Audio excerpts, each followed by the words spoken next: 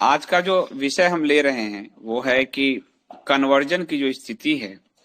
और हम इस सप्ताह लगभग पूरे ज्यादातर इशू हमने कन्वर्जन पे लिए हैं, क्योंकि हिंदू समाज के समक्ष यह सबसे बड़ा खतरा है और हिंदू समाज इसके प्रति, इस खतरे के प्रति बिल्कुल ही अचेत है, सचेत अवस्था में वो नहीं है। सरकारों का तो प्रयास ही है कि आप ज्यादा जागरूक ना हो, लेकिन आपकी जागरूकता आपके हाथ में है तो आप परिचित होते रहें। और धर्मांतरण बहुत तेजी से बढ़ रहा है। सुप्रीम कोर्ट ने इस पर चिंता जताई और इसे राष्ट्र की सुरक्षा के लिए खतरा बताया। यानी ये बड़ा इशू है जो सुप्रीम कोर्ट इससे पहले धर्मांतरण के मुद्दे को उठाने के लिए याचिकाकर्ता अश्विनी उपाध्याय पर जुर्माना लगाने की धमकी दे चुकी थी। वही सुप्रीम कोर्ट अब कह रही है कि ये बहुत बड़ा खतरा है, देश की सुरक्षा के लिए खतरा है। हमने अभी मेघालय वाला वीडियो किया और आपने देखा कि मेघालय में धर्मांतरण के कारण ही हिंदू अल्पसंख्यक हो गए हैं। 11-12% रह चुके हैं, 75 से 78% अब वहां ईसाई हैं।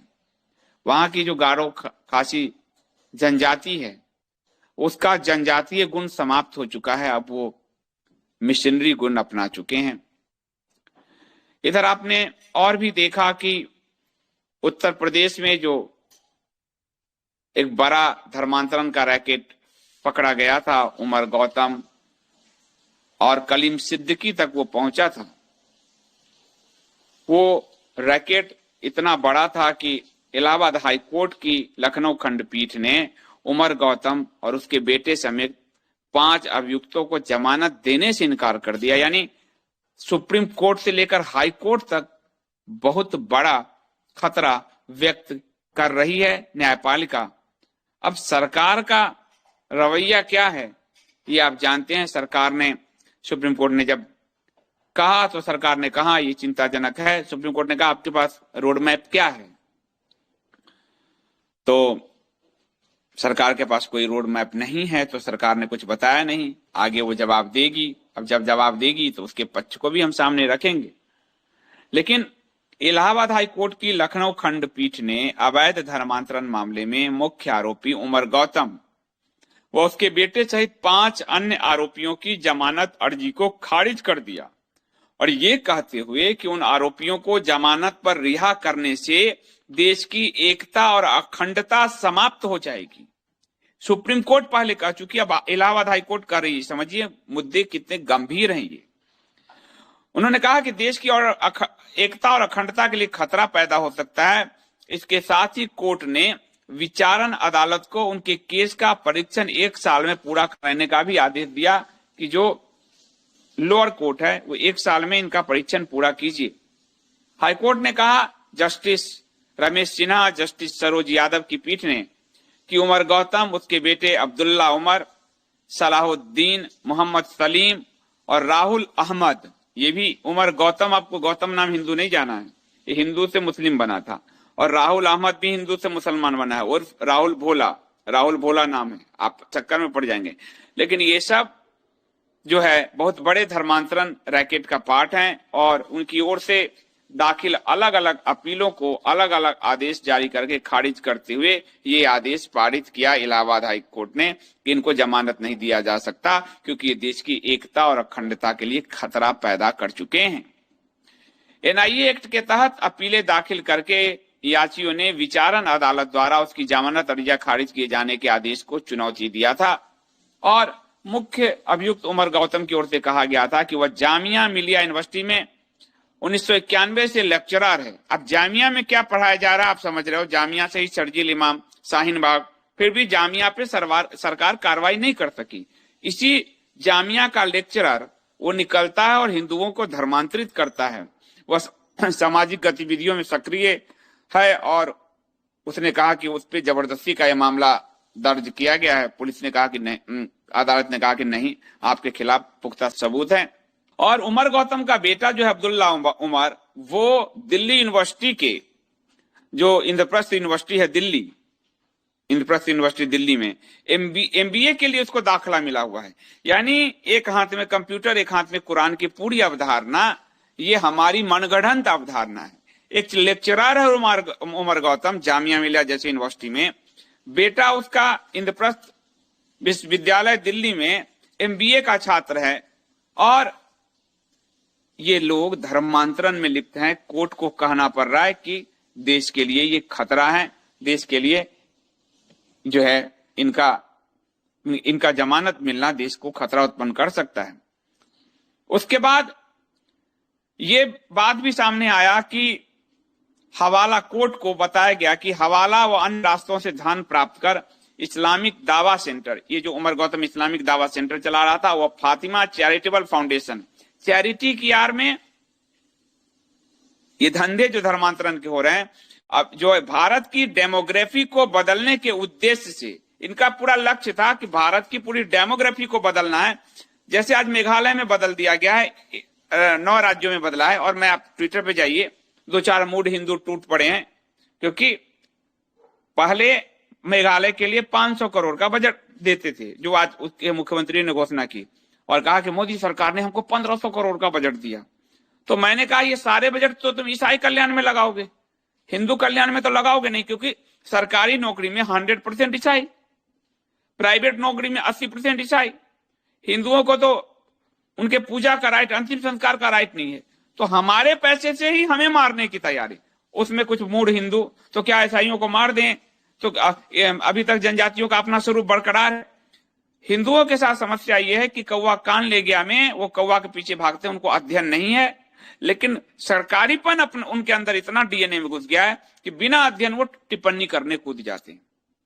उस 1500 करोड़ में 15 रुपए भी हिंदू के पास जाएंगे, टैक्स हिंदू भर रहा है, 100% नौकरी तुम हिंदुओं को दे रहे हो, और कहोगे कि ठीक है कि तो क्या ईसाई को नहीं मिलना चाहिए? तो क्या मेघालय में हिंदुओं की भागीदारी नहीं होनी चाहिए? वहां के शासन में, वहां की व्यवस्था में हिंदुओं की भागीदारी नहीं होनी चाहिए? वहां की सरकारी नौकरी में नहीं होनी चाहिए? ये सवाल करोगे तो आप सेकुलर नहीं रह पाओगे।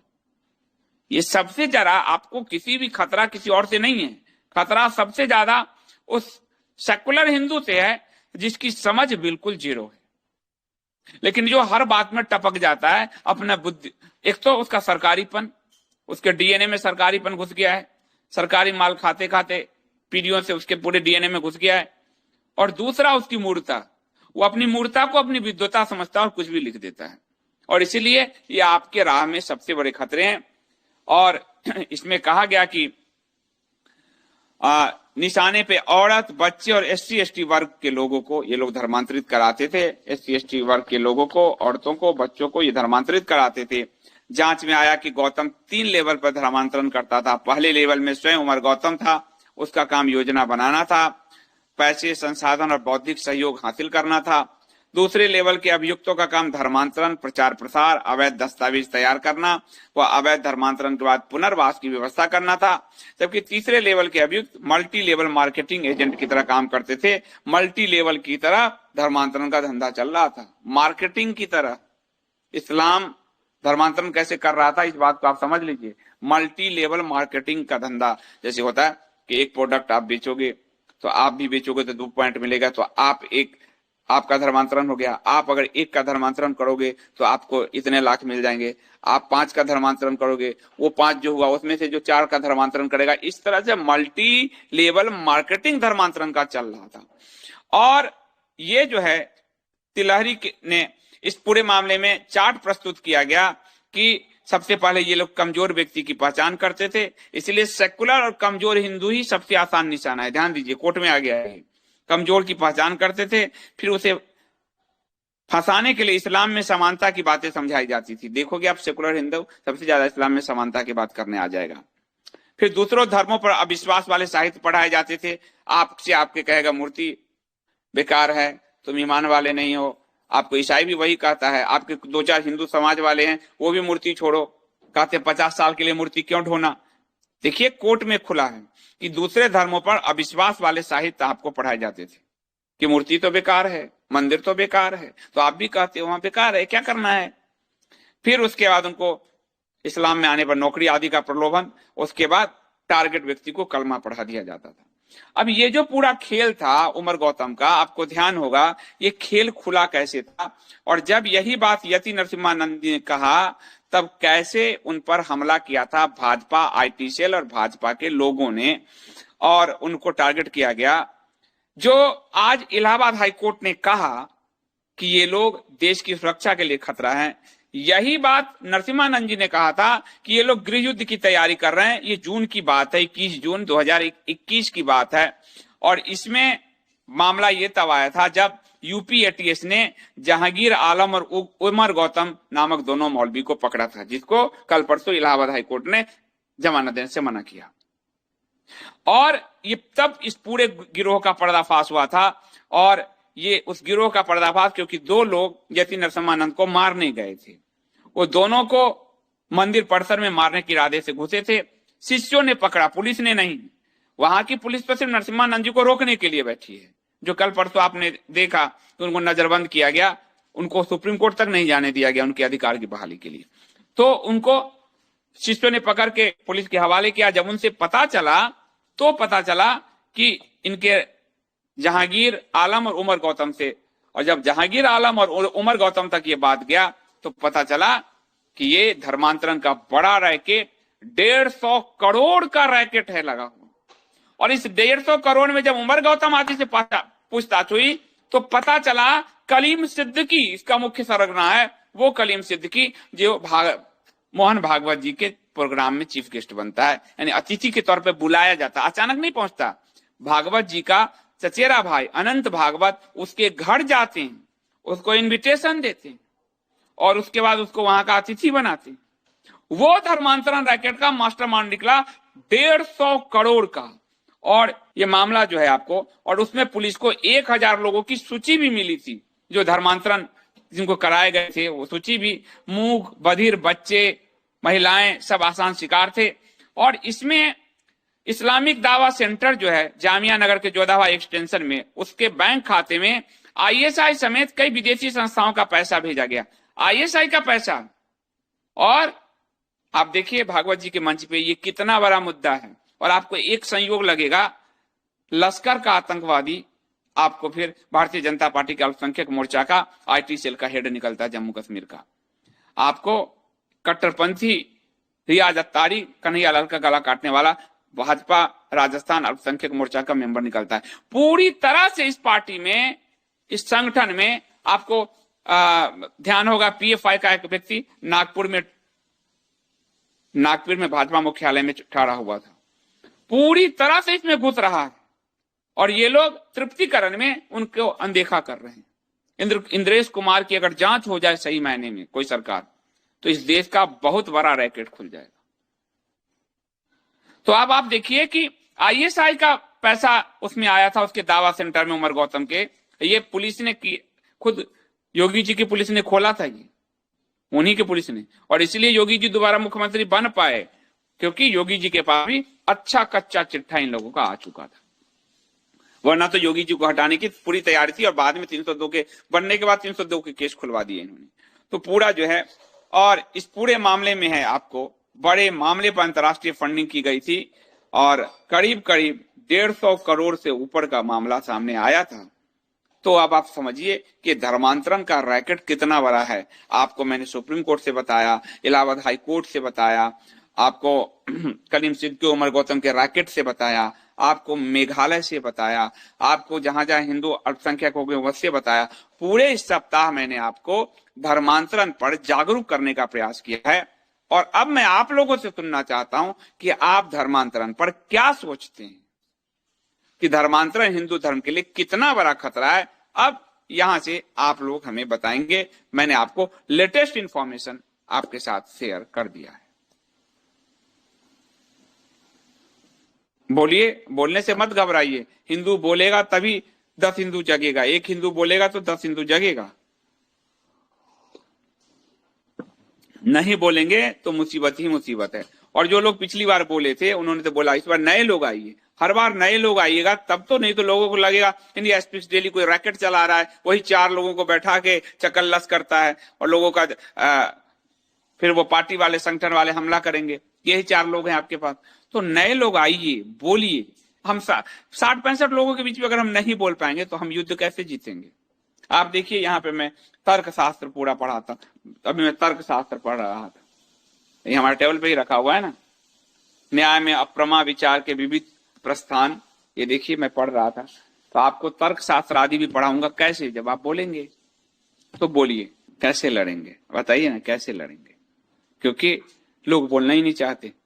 जब आप बोलना नहीं चाहते, यानी भगत सिंह दूसरे पड़ोस के घर में पैदा हो जाए, हमें नहीं चाहिए भगत सिंह। चाहे संदीप देव का गला कटेगा कटेगा, हमें क्या है? हमारे बारे में किसी को पता नहीं होना चाहिए। कई लोग अपने प्रोफाइल पिक्चर तक नहीं लगाते हैं, मैं कहता हूं मैं लगाता हूं ना, मैं तो इतने पब्लिक जगह पे भी जाता हूं। मरना होगा मर जाएंगे, लेकिन लोग कहते नहीं खतरे हैं बहुत है। तो मैं आपको नहीं कहता, लेकिन बोलिए तो सही। नहीं बोलेंगे तो कैसे काम चलेगा? जब आपके पास कोई सवाल ही नहीं होगा, आपके पास विचार ही नहीं होगा, तो कैसे वो जो धर्मांतरण के लिए ले जा रहा है और वो आपके धर्म पे हमला करता है कि तुम्हारा मूर्ति पूजा बेकार है, तुम्हारे मंदिर बेकार है, आप कहोगे हाँ संघ भी तो ये कहता था हमारे यहाँ, आर्य समाज भी यही कहता था हमारे यहाँ, तो आपके साथ वो मैच कर जाएगा। तो आप कैसे करोगे बताओ? कैसे लड़ोगे? कैसे जूझोगे? शास्त्रार्थ में आदि शंकर पे 56 वीडियो तो मैंने बेकार ही किए। फिर जब आदि शंकर के शास्त्रार्थ से ही हम नहीं सीख पाए तो। नमस्ते जी। नमस्ते ये नमस्ते। ईसाई का तो, हाँ ईसाई का तो पता नहीं मुझे, पर मैं धर्मांतरण में 2 मुस्लिम का बता देता हूँ आपको, 3 घटनाएं। जी एक तो है आरएसएस से जुड़ा हुआ, वो आरएसएस का बंदा है।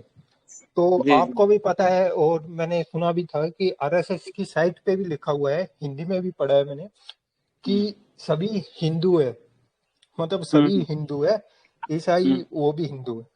अब तो वो जो आरएसएस का बंदा था वो बोलता है कि नहीं सभी हिंदू है। मैं ठीक है कोई बात नहीं, ये इनमें अपने हिंदुओं में जाति पाती है, हाँ ठीक है कोई बात। पर उसने बातों बातों में, क्योंकि मैं मॉडर्न आईटी का बंदा हूँ तो मुझे पता है कैसे बातें निकलवानी है। तो मैंने उससे पूछा कि जो ठीक है फिर आपकी कोई गर्लफ्रेंड वैसे है? हाँ, तो हम्म उसने स्वीकार कर लिया कि हाँ है, मुस्लिम है, हम्म मुस्लिम लड़की है, और वो मुसलमान भी बन जाएगा, देख लीजिए। मतलब और दूसरी घटना बताता हूँ। मेरे जहाँ काम करता हूँ ऑफिस में, हम्म वहाँ पे एक लड़का था जो काम करता था सफाई का। वो हम्म एक लड़की से, मतलब ये जो मुसलमान की लड़की है उससे प्यार करता था। तो अब हम्म उस मुसलमान की लड़की की जो भाभी है वो बोलती है कि इसको ये बोल कि ये मुसलमान बन जाए और ये शादी कर लेगा, हमें कोई दिक्कत नहीं। हम्म एक और लड़का है ऐसे ही, वो भी मुसलमान लड़की से प्यार करता है, उस वो भी लड़की तुरंत बोलती कि तू मुसलमान बन जा और हम्म कोई दिक्कत नहीं है फिर हमें। तो अब मेरा ये कहना है कि संदीप जी आप देखो, मैं जैसे मैं कोई ईसाई हूँ, मैं ये बताऊंगा कि देखो ये मोहन भागवत हमारे साथ मंच शेयर कर रहा है, ये भी हमारे साथ है, मोदी जी हमारे साथ मंच शेयर कर वही रहे हैं, बात। बिल्कुल ये भी बिल्कुल। हमारे साथ है, और ये हमें फंडिंग दे रहे, इतने बजट दे रहे, ये भी हमारे साथ है, और आरएसएस की बिल्कुल। वेबसाइट पे लिखा है सब हम हिंदू ही है, हम भाई भाई है। तो क्या दिक्कत है कि आप ये तिलक हटाओ और ये बन जाओ ईसाई? तो सबसे बड़ी दिक्कत ये है कि ये बता देते हैं कि सबूत लेके चलते हैं, देखो ये रविशंकर है, रविशंकर बाबा जी जो, और है जो तरह तरह के बाबा जी, ये सब हमारे साथ है, ये मंच शेयर करते हैं। तो उसे भी लगने लग जाता है हाँ ये जब इनके साथ है तो ये सच ही हो गए, ये सच बोल रहे हैं तभी तो इनके साथ है। तो जो बोलने वाले वही हिंदू थे उनको तो वही ये वही बात आपने लगता ही ठीक है। कहा, क्योंकि हिंदू समाज को उन्हीं के सब मैं प्रयोग कर रहा हूँ, गफलत में डालने हाँ के लिए इसका उपयोग होता है। और ये जो मंच जाके शेयर करते हैं और वो वहां पे धर्मांतरण कर रहा है, और वो वही कहते हैं कि संघ भी हमारे साथ है, ये भी हमारे साथ है। तो ये हमारे लोगों के साथ यही सबसे बड़ी समस्या है कि उनका आईक्यू लेवल इतना लो है, और वो इसलिए है क्योंकि शास्त्र उन्होंने नहीं पढ़ा है। दूसरा ये है कि हमारे यहाँ वो कोई ये लव नहीं है, वहां की लड़कियां भी कहती है तुम बदलो तो मुस्लिम बनने को तैयार बैठे हैं। तो हमारे अंदर से धर्म इतना चला गया संगठन से, लोगों के जीवन से, कि लोग अपना धर्म छोड़ने को तैयार हैं, और उसमें संघ वंग जो है एक आदर्श भूमिका अदा कर रहा है, क्योंकि सब हिंदू हैं। एक कहने में कितना सुंदर लगता है, सब हिंदू हैं, तो सब हिंदू हैं, तो फिर वो सुर और असुर की लड़ाई ही नहीं होती, दुर्योधन युधिष्ठिर की लड़ाई ही नहीं होती, विभीषण रावण को छोड़ के ही नहीं जाता, सब एक हैं, तो सब डीएनए एक हैं। तो यही हमें कहना है। और ये जो पूरी तरह से लोगों को गफलत में डाल रहे हैं, ये जो आपने एक उदाहरण दिया है, वो हिंदू समाज को और विघटन के रास्ते पर ले जा रहा है, क्योंकि हिंदू समाज का मानसिक रूप से ये लोग भी उसको तैयार कर रहे हैं, सेम डीएनए थ्योरी और हम सब हिंदू हैं कह के, कि तुम्हारा धर्मांतरण हो जाए। और धर्मांतरण में सरकार की पॉलिसी देखिएगा कि अगर आप मुस्लिम हो जाते हैं, अल्पसंख्यक हो जाते हैं, तो आपके बच्चों को 1 लाख का आपको मिलता है स्कॉलरशिप आईएएस की तैयारी, यूपीएससी तैयारी के लिए। तो सरकार की पॉलिसी भी धर्मांतरण को बढ़ाने वाला है। तो ये एक बहुत बड़ी विकट समस्या है। हाँ, संदीप जी, एक और बात मैं बोलना चाहता हूँ कि हम सोचते हैं कि गरीब जो हिंदू होता है, जिसको ना समझ होती है, वो जल्दी कन्वर्ट होता है। ऐसी भी बात नहीं है। मैं एक आपको बताता हूँ कि मैं कोरियन वेब सीरीज देखता हूँ, तो मैंने कोरिया का इतिहास देखा कि वो बौद्ध थे। अब बौद्ध नहीं है, सारे के सारे कन्वर्ट हो चुके, ईसाई बन चुके। उनकी हर वेब सीरीज में ये एक वो जो काटा सा लगा होता है ईसाइयों का, वो पूरे के पूरे ईसाई बन चुके। तो ये जो अब ये पैसों का भी खेल है। और अब जो है। एक और, हाँ, एक ये पठान मूवी पे और बोलता हूँ मैं। ये जो रंग दिखाया गया है इस पे नहीं बोलूंगा। सबसे बड़ी जो चर्चा होनी थी वो थी अश्लीलता पर। उसको ना मोड़कर इन बीजेपी आईटी सेलों ने उस रंग पे लाके टेक दिया। वो बहुत शातिर हैं। और ये आईटी सेल बीजेपी वाले, देखिए उसका उपयोग, वो कहीं ना कहीं इन चीजों को पुश करके मार्केटिंग का, ये नेगेटिव मार्केटिंग का इनको फंडा मिल चुका है। और ये उनके साथ हैं। आप देखिए कि प्राइम मिनिस्टर के साथ शाहरुख खान और आमिर खान कितना ज्यादा सहज हो जाते हैं। आप देखिए आज की कश्मीर फाइल थी, कश्मीर फाइल को इन्होंने प्रमोट करके फायदा उठाया, और बाद में एक फिल्म फेस्टिवल इंटरनेशनल आयोजित करके यहाँ से उसको गाली भी दिलवा दिया। तो ये बहुत शातिर ढंग से खेल रहे हैं। इससे जब तक हिंदू समाज नहीं सीखेगा, उन्हीं के ट्वीट को रिट्वीट करते हुए हिंदू अपना पूरा जीवन जीत खत्म कर लेगा। और मैं आपको बताता हूँ कैसे समाज को तोड़ा जा रहा है। एक ये दीदी शब्द का गलत उपयोग कर रहे हैं। देखो ये दीदी और चुटकुले बन रहे हैं दीदी शब्द से। और एक ये स्टेप सिस्टर और ये स्टेप मदर, जो ये बाहर के अमेरिकन की ये जो है, इन पर भी चुटकुले बन रहे। तो ये असली मुद्दा पठान का नहीं था, असली मुद्दा अश्लीलता का लेते तो हम इनको टारगेट कर सकते थे। मुझे आज भी याद है जब मोदी जी ने ये पोर्न वेबसाइट बंद की थी, तो ये रवीश कुमार से कहा दिया कि रवीश कुमार चिल्लाने लगा, नहीं ये तो हमारा अधिकार। वो ठंडे बस्ते में चला गया और दोनों आपस में कांग्रेस बीजेपी लड़ने लगे, और वो बंद नहीं हुई आज तक। 5 साल हो चुके। 5 साल में आज मैं ये बताता हूँ, रक्षा बंधन पर कौन वीडियो बन रही है। मैं ये, और भाई बहन की कौन वीडियो बन रही है, जो इंडियंस है वो बना रहे हैं। यहाँ तक मैं तो रहा हो। हूं, इनका चरित्र ही इतना गिर गया है ना लोगों का, तभी तो लोग बिकने को तैयार बैठे हैं। धर्म उनके जीवन से चला गया, और जब तक धर्म वापस इनके जीवन में नहीं आएगा, ये बिल्कुल पशुवत आचरण है इन सबके। और इसीलिए धर्म उनके जीवन में लाना आवश्यक है, और इसी का हम लोग प्रयास कर रहे हैं। क्योंकि हमारे बाबाओं ने धर्म की जगह कुछ धंधे खोल लिए हैं, नेताओं के धंधे हैं, संगठनों के धंधे हैं। और हिंदू जितना डाइल्यूट होगा अपने धर्म से दूर होगा। इसलिए स्कूल से नैतिक शिक्षाएं, मोरल स्टोरीज खत्म की गई, मूल इतिहास खत्म किया गया। तो हिंदू समाज का विघटन का दौर चल रहा है। हिंदू समाज नहीं सीखा तो जो लाखों साल का समाज है, उसको 1000-2000 साल की गुलामी में वो इतना विघटन हो गया, वो 5000 साल या 500-1000 साल बाद और खत्म हो जाएगा। तो ये स्थिति तो अब बनेगी। हाँ संदीप जी, मैं इन जो भी सुन रहे हैं उनसे एक बात बोलना चाहता हूँ। मैं 3 घटनाएं बताई थी उन बच्चों के बारे में जो साफ सफाई करते। तो ये इनके आसपास भी लोग रहते हैं, तो ये अपने जो पोछा मारते हैं, झाड़ू काटते हैं, या कोई भी है जो भी वर्कर है, उनसे पूछे कि उनकी गर्लफ्रेंड कौन है, कौन क्या है, उनसे बातें निकलवाए। तभी पता चलेगा कि हाँ उनके मन में क्या है, क्या चीज है, और उन्हें समझाए।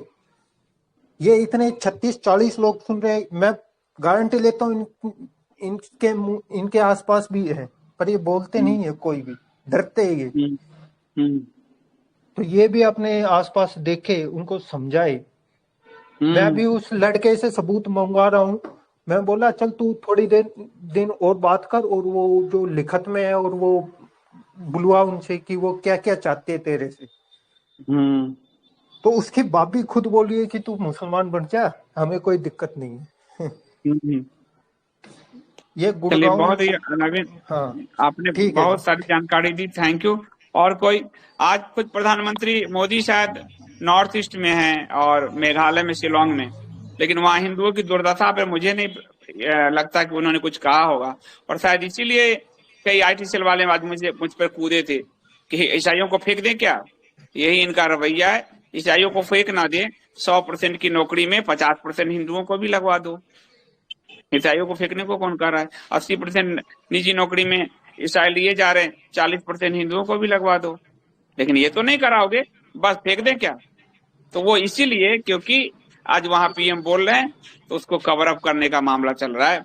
पर मेघालय में हिंदुओं के दर्द को शायद ही उन्होंने कोई वही we are making honest effort of sun corruption nepotism, वही एक करप्शन और एक वंशवाद। भाई संघवाद भी वंशवाद ही है, वहीं से सब आ रहे हैं। और बाकी सबके नेताओं के आप देख ही लीजिए कि बच्चे कहाँ कहाँ क्या हैं। तो हिंदुओं पे कहीं कोई नहीं बोल रहा, बस सब अपने अपने राजनीति कर रहे हैं। और कोई बोलना चाहे? संदीप जी भाई साहब नमस्कार, मैं लखनऊ से अनिल कुमार मिश्रा बोल रहा हूँ। जी जी।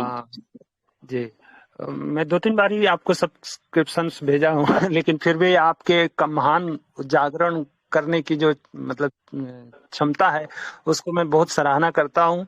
मेरे गायत्री परिवार से संबंधित सिद्धार्थ नगर जिले में एक जी किसी जी। बनिया समाज की लड़की थी और गांव में बिल्कुल रहती थी, बांसी वगैरह के आसपास है।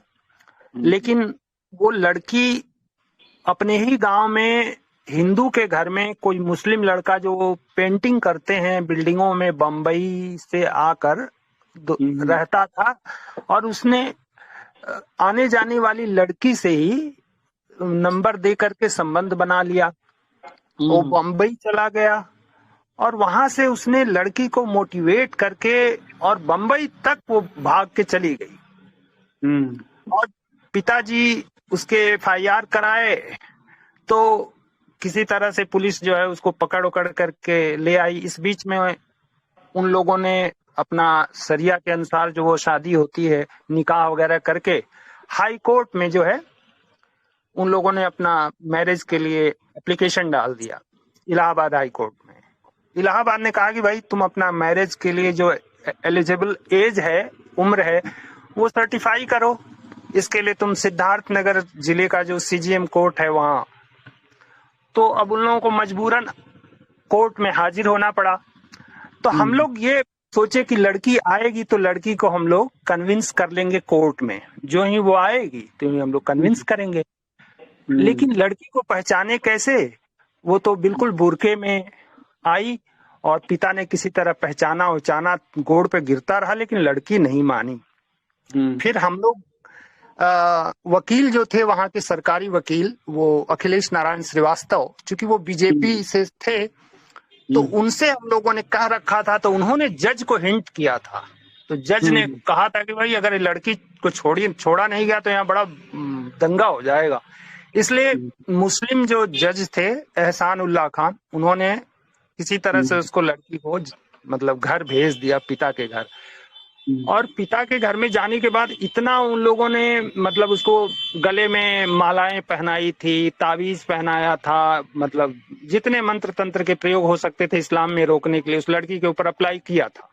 हम लोगों ने कोर्ट रूम से उसको छुड़ाया, महीने 2 महीने में 2-3 बार भागने का प्रयास की और अंत में बाप ने पुलिस को हैंडओवर कर दिया कि भाई साहब आप इसको ले जाओ, ये मेरे घर में नहीं रुक सकती है। तो उसको नारी निकेतन गोरखपुर में रखा। जब वो 18 साल की हो गई तो फिर उसको वो लोग वापस ले गए। आज वो लड़की, अब वो सुरक्षित है लड़की या सूटकेस में बंद हुई है? नहीं, सुरक्षित है। वो घर में आती जाती है, लेकिन घर वाले मना करते हैं कि मेरे यहाँ मत आओ, तुम अब मुस्लिम हो चुकी हो, हमारे यहाँ मत आओ। हाँ, वही बात मतलब है, घर घर को टारगेट किया जा रहा है, एक एक घर टारगेट हो रहा है और लोग इस खतरे को समझ नहीं रहे हैं। ये बड़ा दुखद है, लेकिन खैर लोग इसमें समझेंगे। इसमें थोड़ा सा मतलब संदीप जी, हमारे हिंदू धर्म के प्रति केवल आस्था हमारी है, लेकिन उसके धर्म की जो धारणा है उसको हम धारण नहीं कर रहे हैं। इसीलिए हमारे में शक्ति की कमी है, माने वीर्य की कमी के कारण, ब्रह्मचर्य की कमी के कारण लोगों का मानसिक पतन हो चुका है। ये तंत्र का बहुत प्रयोग करते हैं, और जब आपके हमारे घर में धर्म ही नहीं है तो वो क्या कहेंगे। तो ये जबरदस्ती की बातें सब, बहुत सारी चीजें जो है ना, ऐसा तो है नहीं। संस्कार आज तक मुसलमानों ने कोई राम और कृष्ण तो पैदा नहीं किए, उस स्तर का एक भी मानव मुसलमानों ने पैदा नहीं किए। ये अपनी अपनी कुंठा लोग व्यक्त करते हैं और कोई बात नहीं है। तंत्र का प्रयोग होता है, वो मैं बता चुका हूं। और हमारे घर में धर्म नहीं है, हम सेकुलर हो चुके हैं, तो हमारे बच्चे भी उसी रास्ते पे जा रहे हैं, और कोई ऐसी बात नहीं है। और हिंदू की जो आप अपनी संस्कार देखिए, बहु बेटियों की, सबकी, हम ऐसा नहीं है कि उसके लिए लोग मरते जीते रह रहे हो। उस स्तर का एक भी मानव हमको पैदा करके तो दिखा इस्लाम में, वो है ही नहीं उस लेवल का। लेकिन वो ऐसी धारणा बना दी गई है कि नई पीढ़ी के मन में जो जुगुप्सा पैदा हो कि ऐसा कहा जा रहा है तो इसका मतलब वहां हम जाएं। ये इनडायरेक्टली हम लोग ही उसको प्रमोट कर रहे हैं। ये हम वहां एक जुगुप्सा पैदा हो गया इस बात से, अच्छा ऐसा होता है उनका, तो अब कम उम्र का है।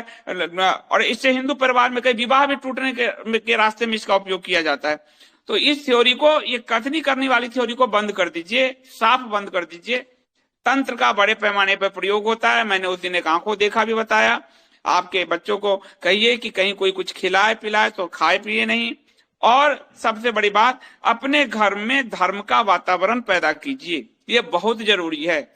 आपके बच्चे आज कितने सारे, मैं लड़कियों को ये भी देख रहा हूं, आज उन्होंने अपने स्टेटस लगा रखा है धर्म का, वो मुस्लिम बीच में काम करते हैं, फिर भी अपने धर्म का टीका लगा के जाती है। मैं ऐसे कुछ लड़कियों को जानता हूं, टीका लगा के जाती है, धर्म का स्टेटस लगाती है, ताकि उसकी तरफ कोई आंख ना डाले।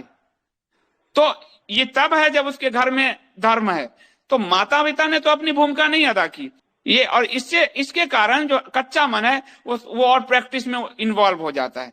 तो बहुत साइकोलॉजिकली खेलते हैं वो लोग, मत जाइए उसमें, बिल्कुल मत जाइए। भेड़ बकरी टायर के बच्चे पैदा कर रहे हैं, ये टायर के पंचर वाले। उच्च श्रेणी के मानव कहाँ पैदा किया है इन्होंने कोई शक्ति? आप बताइए ना, कोई उस स्तर का। हमारे यहाँ तो देवताओं की पूरी इस आधुनिक काल में भी कोई शिवाजी कहाँ पैदा कर पाएगी? औरंगजेब और अकबर पीछे युद्ध में बैठे रहते थे, हमारे राजा उनके लिए लड़ते थे, ये कभी युद्ध के मैदान में गए नहीं। और हमारे शिवाजी राणा आगे जाकर लड़ते थे। तो वीर बच्चे कौन? हिंदू लड़कियां माताएं पैदा कर रही है, वीर बच्चे पैदा कर रही हैं। यानी कि जो पुरुषों का भी जो वीर है, जिसको आप कहिए कि शक्ति है, वो कहीं उनके ज्यादा है। इस थ्योरी को खत्म कीजिए। ये हमको बहुत तरीके से टारगेट में लिया जा रहा है। हम ही यही बात कहते हैं, और कच्चे मन के बच्चे उसकी ओर आकर्षित हो जाते हैं। इसको एकदम खत्म कर दीजिए। सीधे सीधे अपने घर में धर्म का वातावरण बनाए रखना बहुत जरूरी है। और हम अपने बच्चों से कहें, उनके हाथ का कोई भी खाए पिए नहीं। तंत्र का प्रयोग वो बहुत करते हैं, बड़े बड़े वेबसाइट्स हैं, बड़े बड़े ग्रुप बने हुए हैं, पैसे दिए जा रहे हैं। ऐसा ही होता, 5-5 लाख रुपए ब्राह्मण की बेटी को बदलो, क्षत्रिय की बेटी को बदलो, पूरा एक ग्रुप है, संगठित ग्रुप है, उसमें हम आसान शिकार हैं। ये इसको बंद कर दीजिए। ये हम लोगों के बहुत आसान टारगेट हो जा रहे हैं। और हमें आज भी, हम उम्र हो गए तब हमें वो टहला रहे हैं, वो बहुत सातिर लोग हैं। हम लोगों को अपने ब्रह्मचर्य को धारण करना चाहिए, परिवार में सिखाना चाहिए बच्चों को, ये बहुत जरूरी है। देखिए, ब्रह्मचर्य तो बहुत बाद की बात है, सबसे पहले नैतिक शिक्षा तो दें। सीधे ब्रह्मचर्य नहीं हो सकता, क्योंकि मनुष्य काम से पैदा हुआ है। ब्रह्मचर्य एक प्रक्रिया है जो बचपन से नैतिक शिक्षा से आएगी। माँ बाप में खुद अनैतिकता है, तो बच्चों में कहां से ब्रह्मचर्य की शिक्षा देंगे? माँ बाप आप खुद देखिए ना, बच्चों को कितना टाइम दे रहे हैं? दे नहीं रहे। वो खुद ही सीरियल में लगे हुए हैं, खुद ही सिनेमा में लगे हैं, खुद ही वो दोनों नौकरी में इधर उधर भाग रहे हैं। उनके जीवन में नैतिकता बहुत जरूरी है। नैतिकता से ब्रह्मचर्य उपजेगा। ब्रह्मचर्य अगर थोपा हमने, तो हम अपने बच्चों को भगाएंगे अपने घर से। ब्रह्मचर्य घटता है, उसको थोपा नहीं जाता, वो स्वतः घटता है। और वो ज्ञान से, आपकी जो है, आपकी पूरी ध्यान से, ज्ञान से, योग की प्रक्रिया है, भक्ति की प्रक्रिया है, इन सब की प्रक्रिया से ब्रह्मचर्य घटना होता है। हम थोपने की बात कर रहे हैं। वो थोपेंगे, बच्चे हमारे चले जाएंगे। वो स्वतः प्रक्रिया है, उसके लिए नैतिक बनाना बहुत जरूरी है। हमें ध्रुव की कथा सुनाई जाती थी, गुरु भक्त आरुणि की कथा सुनाई जाती थी, वो नैतिकता आता था। लोगों में। बचपन में ये क्यों राम के बालपन की कथा क्यों है, कृष्ण के बालपन की कथा क्यों है? वो नैतिकता के लिए। सीधे कृष्ण के युवावस्था की कहानी नहीं है ब्रह्मचर्य की। बालपन से नैतिकता हमको अपने घर से, बचपन से लाना पड़ेगा अपने, और सबसे पहले माँ बाप को लाना पड़ेगा। माँ बाप ने जो भेड़ बकरी बना रखा है अपने बच्चों को, जाओ कोटा में जाओ और आईएएस इंजीनियर बनो, डॉक्टर बनो, भेड़ बना रखा है, यहां जाओ वहां जाओ। नैतिकता घर से भी लोप हो गया है। और हम लोग उन लोगों को पसंद कर रहे हैं जिनके पास अपने परिवार नहीं है, अपने घर नहीं है। विवाह नहीं है तो हम खुद हो रहे हैं सबके, और विवाह नहीं है तो वो कितना कंप्रोमाइज हो सकते हैं हम नहीं जानते हैं। तो हमको सबसे पहले अपने घर से शुरू करना होगा। ब्रह्मचर्य एक प्रक्रिया है, वो थोपा नहीं जा सकता। संदीप जी, हम 52 वर्षीय हैं। हमने स्वामी विवेकानंद की संस्थाओं वगैरह से शुरू से ही ब्रह्मचर्य का पालन किया। तब से मानसिक शक्तियां और बहुत सारी शक्तियां मेरे शरीर में बढ़ती चली गई। इसलिए मैं उसका मतलब कहता हूं कि अगर लोग पालन करें तो काफी उनका ब्रेन डेवलप हो जाता है। देखिए, लोग अगर हम पालन करेंगे, लोग उस पालन करने की प्रक्रिया होती है। जिस दिन अब आप देखिए, आपने कहा ना कि आपने रोका, आपने बहुत सारे हुआ, लेकिन सारा विमर्श वही सेक्स पे आ रहा है, तो दिमाग में वो सेक्स बना हुआ है। हम कहां बात कर रहे हैं, हमारे दिमाग में सेक्स नहीं आ रहा है, पर हम वहां पे आ रहे हैं, क्योंकि वो जो जबरदस्ती रोकना है वो वहां पे हमको अटका देता है। जिस दरवाजे पर लिख दे झांकना मना है, उसमें सबसे पहले लोग झांक लेते हैं। तो उसके लिए नैतिक बनाना बहुत जरूरी है। नैतिकता होगा कि हमारी बहन है, ये हमारे कुटुंब हैं, महिलाओं को कैसे देखना है, ये बचपन की कथाओं से जाके पूरा हो जाएगा। वो हमारे घर में, हम अपने घर में बताइए जरा कि कितने नैतिक शिक्षा। हमारी नानी ने तो पूरा हमको सुना रखा है बचपन की सारी, रामायण महाभारत, जितनी नैतिक शिक्षा है। क्या आजकल के माँ बाप सुनाते हैं? कैसे ब्रह्मचर्य पे सीधे जंप हम ले लेंगे? किधर से ले लेंगे? वो कितनी कठिनाई चीजें आएगी। आप इसको समझ लीजिए कि बच्चे को हम एक जबरदस्ती के सुरंग में फंसा रहे हैं, और इसका फायदा वो लोग उठाएंगे। इसलिए नैतिकता बहुत जरूरी है। नैतिक शिक्षा, मोरल जो एजुकेशन, जिसको हम प्रारंभ में कहा जाता था मोरल एजुकेशन, और ब्रह्मचर्य, इसलिए हमारे यहाँ 7 साल से 25 साल का उम्र था। उससे पहले नैतिक बच्चों को बना दिया जाता था। तब वो वीर को अपने देख सकते थे, वीर को कंट्रोल कर सकते थे, तब वो ब्रह्मचर्य में जा सकते थे। 14 साल में एंट्री नहीं होती थी गुरुकुल में, 7 साल से होती थी, जब वहां वीर नहीं बन रहा है। वहां से एजुकेशन शुरू होता था, मॉरल ड्यूटी यानी नैतिक शिक्षा का एजुकेशन शुरू होता था। 13-14 तक आते तक बच्चा ऑलरेडी इतना नैतिक हो चुका था। इसलिए भारत में बलात्कार आदि की घटनाएं नहीं होती थी, व्यभिचार नहीं होता था, अपने परिवार में नहीं होता था। लेकिन डायरेक्ट अगर हम 14 साल में वो थोपने जाएंगे तो बच्चे में तो शारीरिक विकास की प्रक्रिया शुरू हो गई है, अब वो वहां तो रुकने वाला नहीं है। तो इसलिए 7 साल से एजुकेशन, 1 से 7 साल तक घर के एजुकेशन, 7 साल से फिर 25 साल तक जो ब्रह्मचर्य आश्रम था वो एजुकेशन होता था। तो फिर बच्चा पक जाता था वहां तक। वो वहां हमारे एजुकेशन का पूरा, मैं तो भारतीय एजुकेशन सिस्टम पढ़िए, मैं उसको पढ़ाऊंगा केजीएफ में कि एक एक चीज पर कैसे काम किया गया है, कि कैसे वो जो मूल ऊर्जा को कैसे सब्लिमाइन करना, उस पर पूरा काम किया गया है। पर हम लोग क्या है कि सीधे जंप ले लेते हैं, और उस जंप से आप देखिए कि बच्चों को कोई चीज छिपाई, आप कह दीजिए बच्चों को, वो कल जाके नेटफ्लिक्स पे चुपके से देख लेगा, क्या करिएगा आप? पर नैतिक बनाइएगा, वो खुद नहीं देखेगा। हमें हर समय बाइस्कोप लगा के उसको जज करने की जरूरत नहीं पड़ेगी। तो नैतिक शिक्षा बहुत जरूरी है। जब हम बच्चों को सुला रहे हैं, खिला रहे हैं, आपस में बात कर रहे हैं, हमें खुद ही जब कथा नहीं पता है, ध्रुव की, आरुणि की, प्रहलाद की, कृष्ण की, हमें खुद ही माँ बाप के नाते नहीं मालूम है, तो हम बच्चों को कैसे नैतिक बनाएंगे? सिर्फ उसको कहेंगे ब्रह्मचर्य पालन करो, वो हो पाएगा? कहेगा आपने ब्रह्मचर्य पालन करके हमें पैदा किया था। और हम अपने बच्चों को खो देंगे। बहुत उल्टी दिशा में जो चीजें जा रही है वही हो रहा है, क्योंकि हमारा घर धर्म विहीन होता जा रहा है। हर हिंदू का घर धर्म विहीन हो रहा है, इसलिए उसके घर से इस तरह से सेकुलर आवाजें उठ रही है। जिस भी हिंदू का घर धर्म से आच्छादित है, उस घर में पॉजिटिव एनर्जी है, उस घर के बच्चे संस्कारी हैं। अगर आप पूजा पाठ करते हैं, आप छुट्टियों में मंदिर ले जा रहे हैं, वो बच्चा अपने आप नैतिकता उसके अंदर आता है। ये तो हमारा अपने बच्चों में मैं देखता हूँ, हमारे खुद में मैं देखता हूँ। हमने भी तो जीवन इतना 45-40 साल जी ही लिया है, हम अपने बच्चों को तो देख ही रहे हैं। जब मैं अपने घर में पाठ करता हूँ, उस घर का वातावरण ऐसा, बच्चों पे अपने आप असर पड़ता है। माँ बाप से सीखता है बच्चा। बच्चे को डायरेक्ट हम सिखाने जा रहे हैं, हम आदर्श अपना पेश नहीं कर रहे, हम बच्चे को सीधे सिखाने पे कूद रहे हैं। जब तक हम आदर्श नहीं बनेंगे, हमारे बच्चों के लिए हम आदर्श नहीं बनेंगे, हमारे बच्चे कभी भी हमारे संस्कारों में नहीं आ पाएंगे, वो तो बाहर जाएंगे, क्योंकि उनको फिर कॉलेज स्कूल के संगी साथी सब वो उसी तरह से। और मैं अपने बेटे भतीजों पे मैं तो कह रहा हूं कि मेरे बच्चों में जो संस्कार है वो हमारे घर का संस्कार है। और इसलिए मैं सबको कहता हूं कि आप जो भी बोलते हो, जो भी करते हो, जो कोई लोग होता है, मैं कहता हूं आप अपने संस्कार दिखा रहे हो, क्योंकि सोशलाइजेशन का प्रोसेस आपके घर से शुरू होता है। और घर कैसा है ये आपके रिफ्लेक्ट होता है, यानी कोई भी वृक्ष कैसा है उस वृक्ष का पता उसके फल से होता है। तो कोई घर कैसा है उसके आगे के सोशलाइजेशन हमने अपने बच्चों को कैसे किया है उस पे होगा, उससे पता चलेगा। घर को धार्मिक बनाना बहुत जरूरी है। मैंने ये व्यवस्था इसीलिए किया है, देखिए विमर्श हो रहा है हमारे और अनिल जी में हुआ, शर्मा जी, ये शास्त्रार्थ है, ये होना चाहिए। तो आप लोग वीडियो से आओ, खुल के आओ, अरे एक ही जीवन है, कोई क्या बिगाड़ लेगा हमारा। नमस्ते सभी को। सब योद्धा बनिए, सब बहुत मुझे अच्छा लगेगा कि इंडिया स्पीक्स के सारे लोग योद्धा हैं, तलवार जवान पे भी है, तलवार हाथ में भी है। Thank you so much. अच्छा, मैं बात यह है कि टॉपिक मैंने जितना देखा वो बीटिंग अराउंड द बुश है कि उनमें ये समस्या है या वो इसमें वो है, ऐसा है, वैसा ये है, वो है, ये करना चाहिए, वो करना चाहिए। मुझे तो कोई भी ऐसा रीजन नहीं लगा कि ये कोई सॉल्यूशन है कि ब्रह्मचर्य करना चाहिए, हमको ये करना चाहिए, वो करना चाहिए। फर्स्ट थिंग, बात ये है कि हम बहुत अंडर कॉन्फिडेंट है। हम जो है ना, प्रॉब्लम जहाँ पे रूट है उस पर कभी नहीं सॉल्यूशन करते हैं। हिंदू से बात करो, वो कुछ भी उनके कॉन्सेप्ट पे बात करो, उनके कॉन्सेप्ट ही क्लियर नहीं होता है। मैं देखता हूँ जरा सा कोई शास्त्र पे कोई बात कर रहे, तुम मूर्ति पूजा क्यों करते हो, तुरंत बैकफुट में चले जाते हैं। तुम्हारे इतने ईश्वर क्यों है, बैकफुट पे चले जाते हैं। अभी यहाँ पे जितने भी लोग हैं ज्ञान दे रहे हैं, अब इनसे पूछो हमारे धर्म ग्रंथ कौन है, कोई नहीं बता पाएगा। मुख्य प्रस्थानत्रय क्या है, कोई नहीं बता पाएगा। आस्तिक दर्शन कौन से हैं, कोई नहीं बता पाएगा।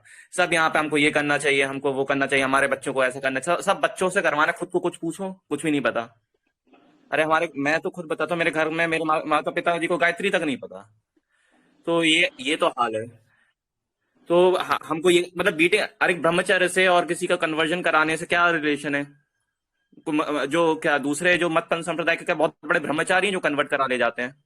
देखिए जैसे मैंने आपको बताया था उमर गौतम वाले मामले में, और उसमें जो 3 लेवल बताया था जो आप कह रहे हो, वही उसी को मैं सपोर्ट कर रहा हूं कि वो जब दूसरे धर्मों का, क्योंकि वो कहते हैं आप में मूर्ति पूजा, तो वो तर्क ही नहीं कर पाता है हिंदू, वो फंस जाता है और बुरी तरह से फंसता है। और बात यह है कि हमारे जो वो हैं, वो लोग हैं हमारी अलग कोई मत संप्रदाय के हैं, वो हमारी जड़ें खोदने में ज्यादा लगे होते हैं कि इसमें मूर्ति पूजा नहीं है, उसमें मूर्ति पूजा नहीं है, सबसे ज्यादा ये सबसे ज्यादा कंफ्यूजन क्रिएट करते हैं। फॉर एग्जाम्पल मैं बता दूंगा मैं किस तरह से। एक संप्रदाय है, वो एक तो पंजाब में बहुत ज्यादा था, एक हैदराबाद में बहुत ज्यादा था एक समय पे, जो कि बहुत अच्छा काम भी किया था उस समय इंडिपेंडेंस से पहले। अब वहां आप दोनों ही जगह पे देख लो, टेररिस्ट की सबसे ज्यादा प्रॉब्लम है एक हैदराबाद में और एक पंजाब में। वहां पे पंगा एक संप्रदाय से, तो वहां पे खालिस्तानी खड़े हो गए। किस संप्रदाय की बात कर रहे हैं आप समझ रहे होंगे। और हाँ, हैदराबाद में तो देखो मियाँ जी का तो बिल्कुल गलबा है ही। तो बात ये है कि जो माइंड को कंफ्यूज कर देते हैं, आपको कम से इतनी तो डिसेंसी रखनी चाहिए जो हमारे ट्रेडिशनल जो थे, कि वो आप ठीक है, हमारा ये मानना है, आपका मतभेद हो सकता है, लेकिन इतना नहीं हो जाए कि बिल्कुल हम बिल्कुल ऐसे गाली गलौज पे और इस तरीके पे आ जाए। सही बात है। मूर्ति पूजा करते हैं तो आपको रीजन जो है पता होना चाहिए। मैं स्वामी विवेकानंद को बहुत फॉलो करता हूँ, और उनकी बात है कि उनने हर चीज का कि वो मूर्ति पूजा है तो वो मूर्ति पूजा कहाँ तक है और क्यों है, उनको पूरा क्लैरिटी से पता है। फिर उसको अगर मूर्ति पूजा को छोड़ना है तो कब छोड़ना है और कितना छोड़ना है ये भी पता है। तो इस चीज में क्लैरिटी होना चाहिए कम से कम। मैं देखता हूँ कि बहुत से लोग हैं जो डिबेट क्रिश्चियन के ऊपर बोलने चले जाते हैं। आपको पता है ये मूवमेंट चल रही है, तो उसमें क्रिश्चियनिटी का भी बहुत इन्फ्लुएंस है। तो यूट्यूब पे मूवमेंट चल रही है, ठीक है, तो अब बंदे चले जाते हैं उनसे डिबेट करने के लिए, और उनके साथ रहते हैं, क्रिश्चियंस के साथ रहते हैं कि हम जो है एक्स मुस्लिम मूवमेंट को सपोर्ट करेंगे, इसको करेंगे, उसको करेंगे। भाई कम से कम थोड़ा तो अपना सिद्धांत भी पता होना चाहिए कि नहीं होना चाहिए। वहां पे कोई जाता है, कोई दूसरे रिलीजन का आता है, एथीस्ट आता है तो कंफ्यूज कर देता है, क्रिश्चियन आता है तो आपको कंफ्यूज कर देता है। अब मैं उनके कुछ बंदों से बात कर रहा था जो डिस्कॉर्ड वगैरह पे हमसे जुड़े हुए हैं मूवमेंट से, उनसे वो भगवत गीता को वो भागवतम गीता बोल रहे हैं। ये तो हमारी हालत है हमारे यहाँ के लड़कों और लड़कियों की। ये जो है beating around the Bush, at least हमको पता तो हो भाई गीता में क्या है। तो गीता का हमने कम से कम 2-3 टीका तो पढ़ी हो, साधक संजीवनी है, भगवान शंकराचार्य की है, या फिर स्वामी विवेकानंद जी की है, वो पढ़ी होनी चाहिए। एटलीस्ट इतना तो बेसिक हमारे बुक रीडिंग का हिंदुओं में बिल्कुल कॉन्सेप्ट ही नहीं है। वो तो खैर वो दूसरे में भी नहीं है, तो लेकिन वो कम एटलीस्ट फक्र है। हमको तो पता ही नहीं हमारी कौन सी पुस्तक है, कौन सी पुस्तक नहीं है। अब व्हाट्सएप मैं पे आप बताऊं कि मैंने जब आदि शंकर पे इतना सीरीज किया और हर तरह से समझाया, मूर्ति पूजा सब कुछ समझाया, 55-56 वीडियो, हिंदुओं को देखने में इंटरेस्ट नहीं है। पर आप अभी कह दीजिए पॉलिटिकल कोई डिस्कोर्स कर दीजिए, दौड़ के चले जाते हैं। उनका इतना जड़ खोखला है। अभी उस काल का पुराण हमने पूरे नवरात्र किया, एक एक कॉन्सेप्ट समझाया, कोई इंटरेस्ट नहीं है हिंदुओं का। तो हिंदुओं के घर से ही धर्म विलोप हो रहा है, जिसका खाम, और धर्म विलोप होगा तो आपको उसकी सजा मिल जाएगी, क्योंकि धर्म आपको चेतना देती है, और अचेतन में जियोगे मारे जाओगे। बिल्कुल, एटलीस्ट हमारा थोड़ा कुछ बेसिक कॉन्सेप्ट आप कुछ भी मानिए, लेकिन आपका जो बेसिक फाउंडेशन है, वेदांत है, योग है, सांख्य वेदांत, और कम से कम योग में तो क्लैरिटी होनी ही चाहिए। बाकी का तो ठीक है, बात की चीज है। लेकिन नहीं, हम बीटिंग अराउंड द बुश करते रहते हैं। मुझे इसमें ये है, हमको ये करना चाहिए, वो कभी भी मूल समस्या नहीं। हाँ, मूल समस्या क्या, हम अंडर कॉन्फिडेंट है, हमको अपना संप्रदाय, हमको अपना मत पता नहीं है, हम क्यों करते हैं ये चीज थोड़ा पता नहीं है। बेसिक पता हो तो उतना काफी है किसी को भी डिफीट करने के लिए। वो उसमें वो जाके नहीं बोल देता, ना तस्य प्रतिमा अस्ति, अंधतम प्रवशन्ति या संभूति उपासते। अरे वही मंत्र का प्रयोग करके यज्ञ पुरुष की मूर्ति बनती थी या वैदिक काल में, उन्हीं मंत्रों का, जिसमें से वो बोला मूर्ति पूजा खंडन है। तो एटलीस्ट थोड़ा सा हमारा बेसिक क्लैरिटी होनी चाहिए। और सेकंड चीज है कि हम खास तौर से जैसे हमारे घर के लड़के लड़कियां हैं, उनको इतना अंडर कॉन्फिडेंट कोई भी आता है बंदा, वो प्रमोट करता है, हम बैकफुट पे चले जाते हैं। तो हमें अगर हमारे कॉन्सेप्ट हमको क्लियर होंगे ना, तो वो कभी नहीं हो पाएंगे। और हमेशा और कभी भी ज्यादा से ज्यादा आपको देखना चाहिए कि रिप्लाई किनको करना है। वो क्या वो सच में जानने में क्यूरियस है, उन्हीं को समझाना है। और अगर कोई जो जानने में क्यूरियस नहीं है तो वो कभी नहीं समझेगा। तो जो कभी नहीं डिनाइल में है समझेगा, उसका समय मत बर्बाद करिए। उसको समय बर्बाद नहीं, उस पर आप कभी भी आप डिफेंसिव मोड पे जाइए नहीं, आप अटैकिंग मोड पे ही रहिए। मैं नहीं बताऊंगा, तुम ये बताओ कि तो एटलीस्ट हमको वो शत्रु बोध है वो होना चाहिए। खासतौर से जो ऐसे मत हैं कि हम सही, माई वे इज हाईवे। तो बात है कि हमें उनका जो है कॉन्सेप्ट पता होना चाहिए, कम से कम थोड़ा बहुत है, कम से एक चैप्टर में ही निपट जाता है। जेनेसिस पढ़ लो, वो जो अल्लाह, उस फर्स्ट चैप्टर जो है बाइबल का, कुरान का जो लास्ट चैप्टर है, जो रेवलेशन ऑर्डर के हिसाब से लास्ट चैप्टर है, मैं थोड़ा सा मैं भूल गया कौन सा है। रेवलेशन से देख लेना, जो लास्ट सूरा होती है वो। अगर हमको इतना ही पता हो तो कोई भी हमसे नहीं टिक पाएगा। कि कोई भी बात करेगा, अच्छा इसमें तो ये है, बात खत्म हो जाती है, वो खुद कंफ्यूज हो जाएगा।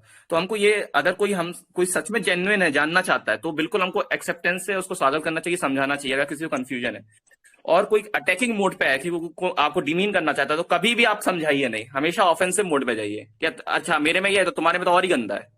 कोई पुराण से बताया कि देखो देखो देखो ये करता है, तो तुम फटाक से बता दो, लो तुम्हारे में तो ये उससे भी ज्यादा बुरा है। तो बोले नहीं नहीं नहीं नहीं, वो ऐसा है, वो वैसा है। तो उनसे बोलते अच्छा ये है तुम्हारा बेस्ट डिफेंस।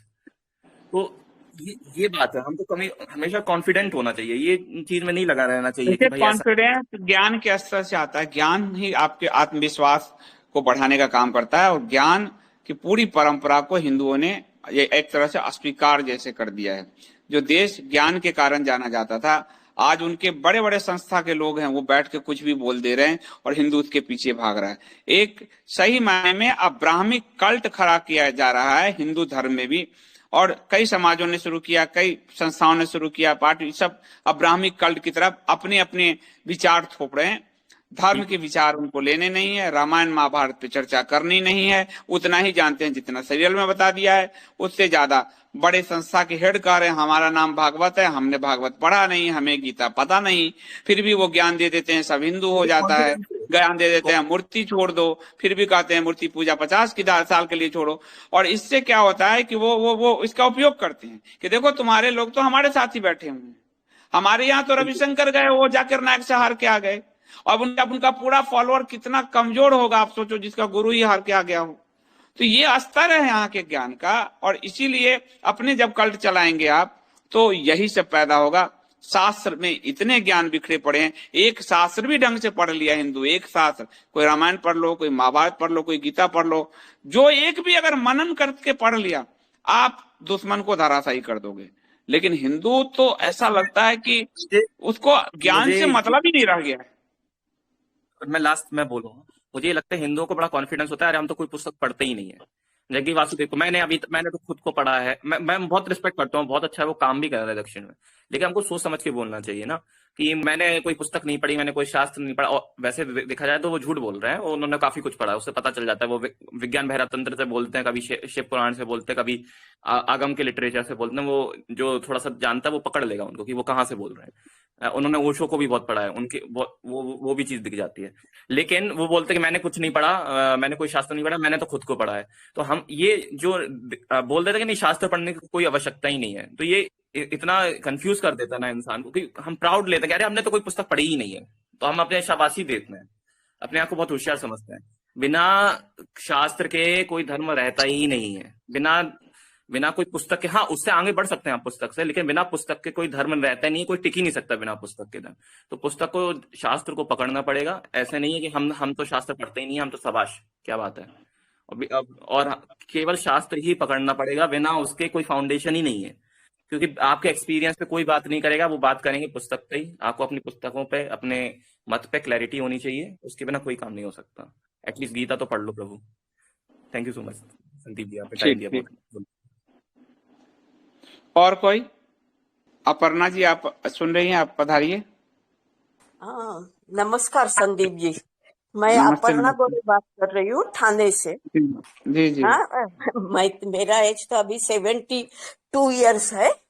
हाँ, जी जी। लेकिन मैं भी पहले ऐसी लेफ्टिस्ट विचार की थी, पढ़ती थी उस वक्त।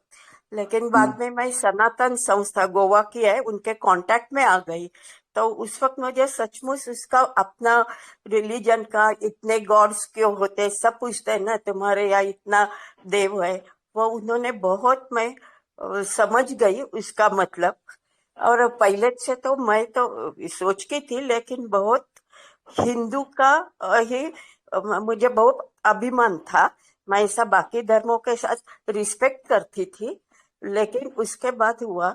लेकिन अभी जो मैं आपके बात, आपको ये सुनने के बाद तो मैं बहुत मीन्स समझ गई है दोनों बाजू। तो हमारा बहुत लोग, मेरा रिलेटिव वो संघ से जुड़े हुए हैं, जी जी। मुझे एक्टिव वर्कर से जुड़े हैं।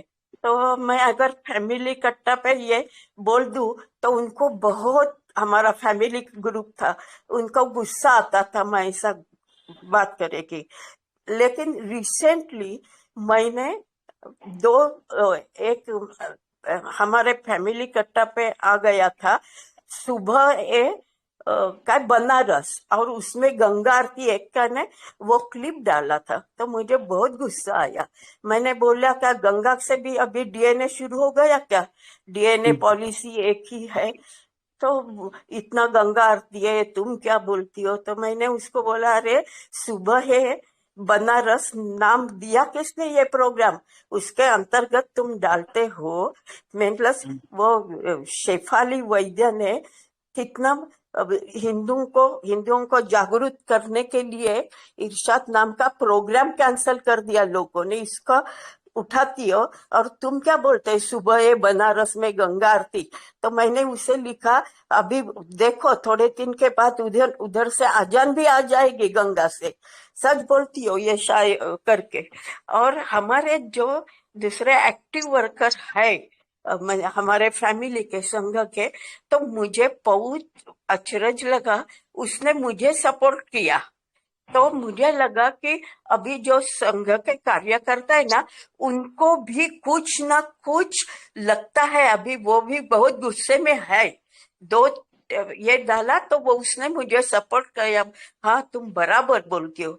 तो संघ जो स्वयं सेवक है ना, उनसे भी बहुत गुस्सा आया है अभी ये सब जान के। मैं तो अब डालती ही हूँ। और जो मुस्लिम ने जो आपने बोला वो सच है कि उनके पास वशीकरण विद्या बहुत है।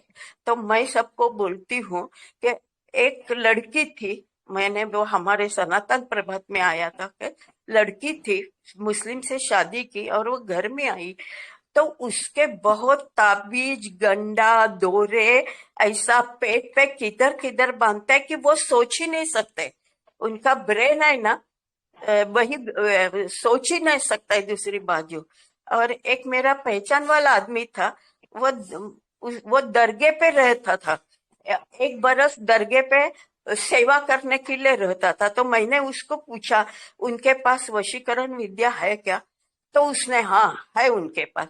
तो इसलिए मैं बोलती हूँ उनके पास बाकी कुछ नहीं। हमारे जमाने में तो हमारे मुस्लिम फ्रेंड थे और हमारे बहुत अच्छे रिलेशन थे। तो मैंने बोला कि अभी जो मेरा पास जो यंग जनरेशन है, तुम जाओ किधर भी, लेकिन ये मेरे सहेली है, उसका भाई है, ऐसा मत करो, उनसे ज्यादा खाना पीना मत करो। और प्रोटेक्शन का मेन सवाल है तो तुम्हारी जी कुल देवता है, कुल देवी है, उसका इतना जप करो और बोलो हमारे लिए प्रोटेक्शन कवर दे दो, प्रोटेक्शन संरक्षण कवच दे दो, वो दे देगी। एक इनविजिबल प्रोटेक्शन तुम्हारे पास आ जाएगा।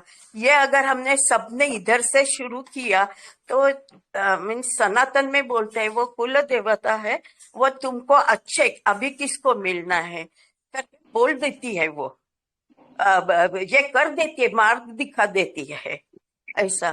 तो ये है।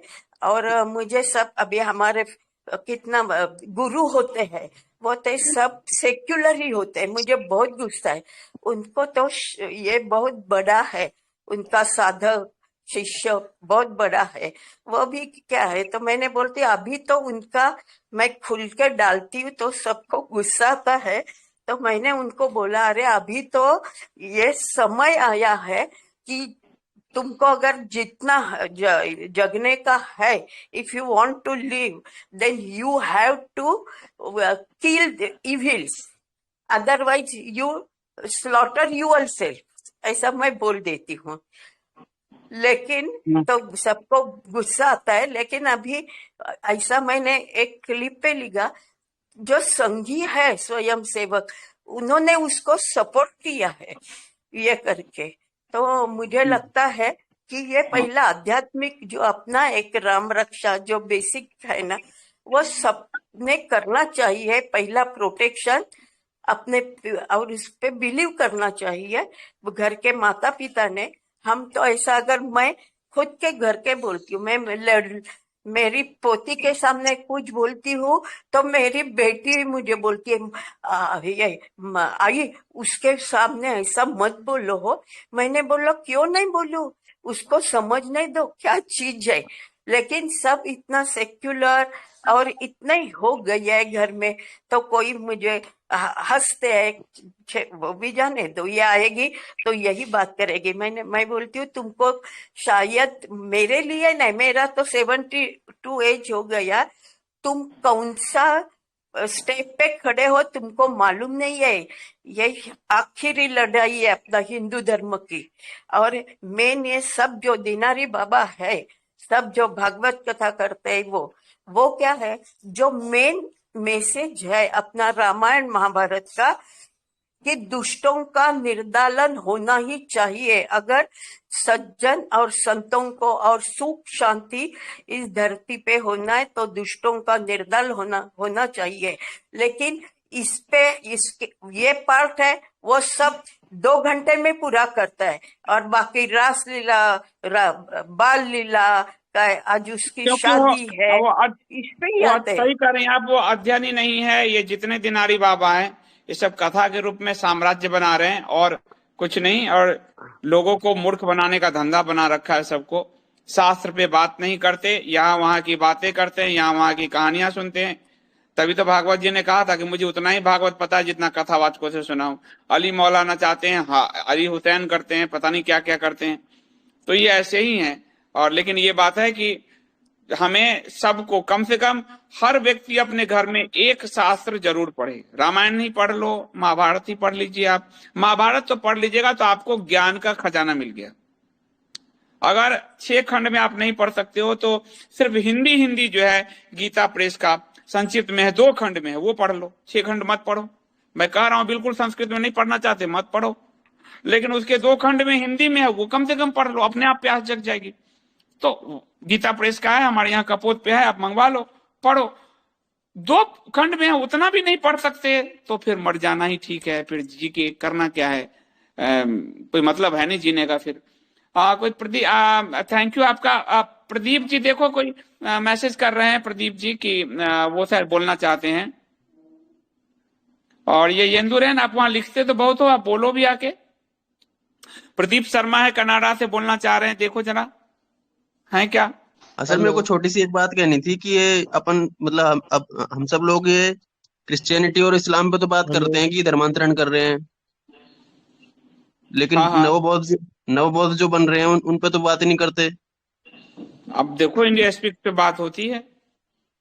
नहीं सर, बात तो करते हैं लेकिन मतलब मेन स्ट्रीम में बात नहीं होती ना उसकी, मतलब मैन स्ट्रीम में कैसे बात करेंगे? मैन स्ट्रीम में अंबेडकर बात एक बहुत बड़ा मामला बना दिया। खुद अंबेडकर कहते थे हमने संविधान नहीं लिखी, जबरदस्ती उनको संविधान निर्माता बना दिया सबने। अब जैसे सर मैन स्ट्रीम तो 11 बात ही नहीं करेगा ना, मैन स्ट्रीम कैसे बात करेगा? वो तो वोट का मैटर है। सर अभी 11 दिसंबर को गुजरात में धर्मांतरण हुआ है, बौद्ध बनाए गए हैं लोगों को, 45 लोग बौद्ध बना दिए, और उसमें वीएचपी ने समर्थन किया है। बीएचपी वो जो बनाए हैं उससे पहले का भाई मैंने आपको बीएचपी का नव बौद्धों का दिया था, सुरेंद्र जैन का बयान मैंने दिखाया था कि हम बौद्ध बनने वाले को हम धर्मांतरण नहीं मानते। ये तो कि हिंदुओं का आखिरी विघटन काल चल रहा है। जब तक हिंदू इन संस्थाओं के चंगुल से आजाद नहीं होता तब तक उसका विघटन और तेजी से होगा। उसको स्वतंत्र हिंदू बनना होगा। संस्था वाला, पार्टी वाला हिंदू का निश्चित तौर पर उसका विलोप होना है, और गांधी नेहरू से लेके उदाहरण दिख गया है। इसलिए वो नहीं, वो आपको वो तो उसी का सपोर्ट करेंगे। तो लेकिन सर इनकी सच्चाई सामने आनी चाहिए ना। लेकिन सर इनकी ये वीएचपी की जगह बीजेपी के पार्ट का एक तरह से संगठन बन गया है, सब वही बन गया है। अब आरएसएस बीजेपी का टूल बना हुआ है, क्या कीजिएगा। पहले वाजपेयी सरकार थी तो आरएसएस से लगता था थोड़ी स्वतंत्र है, सरकार पर प्रेशर रखती थी, लेकिन अब तो वो उसके हाँ में हाँ मिलाती है। तो पॉलिटिकल टूल है ये। इनका आखिरी लक्ष्य पता चल गया, सिर्फ सत्ता पाना था। संस्कृति से इनका कोई लेना देना नहीं है, दूर दूर तक नहीं लेना देना है। तो ये बात तो है ही। तो सर धर्म की शिक्षा शुरू करनी होगी जल्दी, नहीं तो सब पहले बौद्ध बनाएंगे, फिर उन बौद्ध को ईसाई में या फिर इस्लाम में भेज देंगे। मैं तो छोटा सा आदमी हूं, पर भी फिर भी JWSD पे आप देखो मैं कितने सीरीज कर रहा हूं। लोग सुने तो सही, कम से कम नहीं पढ़ सकता तो वो सुने तो सही। उसकी पूरी व्याख्या, भाष्य सब दे रहा हूं। मैं तो एक अपना कर्म ऋषि ऋण चुका के जाऊंगा, मैं उसमें नहीं चुक रहा हूं। मैं अपने सारे एफर्ट खोल रखे हैं, और जो भी सुन रहे हैं, बहुतों के जीवन में चेंज आ रहा है। नहीं सुन रहे हैं कोई बात नहीं। अब मैं जग्गी वासुदेव को तो कहने जाऊंगा नहीं कि तुम बोलो, श्री श्री को कहने जाऊंगा नहीं तुम बोलो, ये तो नहीं बोलेंगे। इन्होंने तो साफ साफ कहा हम शास्त्र नहीं, इतना झूठ बोलते हैं। जग्गी वासुदेव का हर शब्द, हर 5वां शब्द दोस्तों का चुराया हुआ है। वह हम नहीं और वो इसलिए कहते हैं ताकि लोग हिंदू अपने शास्त्र में न झांके। जैसे कहा गया कि महाभारत रखोगे तो घर में झगड़े होंगे, उसी तरह जग्गी कह रहे हैं कि हम शास्त्र नहीं पढ़ते तो तुम भी मत पढ़ो, ताकि आपका कन्वर्जन तेजी से हो जाए। श्री श्री वही बात करते हैं ताकि आपके कन्वर्जन तेजी से हो जाए। उनको सीरिया युद्ध में उनको इंटरेस्ट है, यहाँ हिंदू के साथ कुछ हो रहा है उनको कोई इंटरेस्ट नहीं होता। मुरारी बापू को आप देख लो, ये जितने ये कथावाचक हैं ब्रिज के, मथुरा के, सबके हालत देख लो। लोग नए नए के पीछे जा रहे हैं, वो क्या बोल रही हैं, क्या बोल रहा है आप देखो तो सही। पर लोग तो उसमें बस कीर्तन और नाच रही हैं, तो उस नाचने में लोग खोए पड़े हैं। एक कल्चर आ गया है, वो नाचते चले जा रहे हैं सब। और सर ये अयोध्या विध्वंस भी हो रहा है, उसको भी कवर कर रही है सर एक बार, काशी विध्वंस की तरह। मैं काशी पे तो मैं आपको मालूम ही है कि मैंने सारा कवर किया है। अयोध्या पे भी करूंगा मैं। रिपोर्ट मेरे हाथ आ जाए, जैसे काशी में मैंने सबूत दिए थे उस तरह मैं अयोध्या पे भी सबूत ले आऊं, तो फिर मैं उस पर भी करूंगा। लेकिन मैं कर रहा हूं। बाकी हिंदुओं तो आप देखो कान में तेल डाल के सोए पड़े हैं, उनको मंदिर से क्या लेना है। ये पूरा संस्था एक ट्रस्ट बन जाएगा कि जो आगे लॉन्ग टर्म में भाजपा संघ की कमाई का एक बहुत बड़ा जरिया रहेगा।